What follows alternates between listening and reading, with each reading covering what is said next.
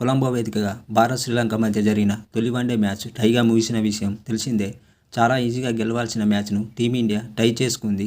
చేతిలో 2 వికెట్లు పెట్టుకొని 15 బంతుల్లో 1 రన్ చేయలేక మ్యాచ్ను టైగా ముగించింది. అయితే ఈ మ్యాచ్ టై కావడానికి గల కారణాలు ఇలా ఉన్నాయి. శ్రీలంకపై 231 పరుగుల టార్గెట్తో బరిలోకి దిగిన టీమిండియా కెప్టెన్ రోహిత్ శర్మ ఆరంభ ఓవర్ల నుంచి స్కోర్ రాబట్టాడు. 47 బంతుల్లో 58 పరుగులు చేసి అవుటయ్యాడు. అంతకంటే ముందు ఓపెనర్ శుభ్మన్ గిల్ 16 రన్స్ చేసి అవుటయ్యాడు. రోహిత్ అవుట్ అయిన తర్వాత శ్రేయస్ అయ్యర్ని కాకుండా లోయర్ ఆర్డర్లో ఆడే వాషింగ్టన్ సుందర్ను పంపించారు. ఈ స్ట్రాటజీ ఫలించలేదు. సుందర్ 4 బంతుల్లో 5 రన్స్ చేసి అవుటయ్యాడు. ఇది ఒక పెద్ద మిస్టేక్గా చెప్పుకోవచ్చు. కావాలనుకుంటే సుందర్ స్థానంలో అక్షర్ పటేల్ లేదా శివం దుబేలను పంపితే బాగుండేదనే అభిప్రాయాలు వ్యక్తమవుతున్నాయి.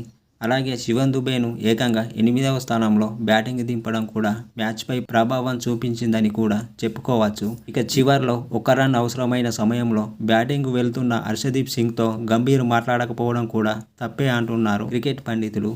పరిస్థితిని వివరిస్తూ అతను ఏం చేయాలో అర్థమయ్యేలా చెప్పి పంపాల్సిందని ఫ్యాన్స్ కూడా అనుకుంటున్నారు. అయితే టీమిండియా చేసిన ఈ మిస్టేక్లపై మీ అభిప్రాయాలను కామెంట్ల రూపంలో తెలియజేయండి.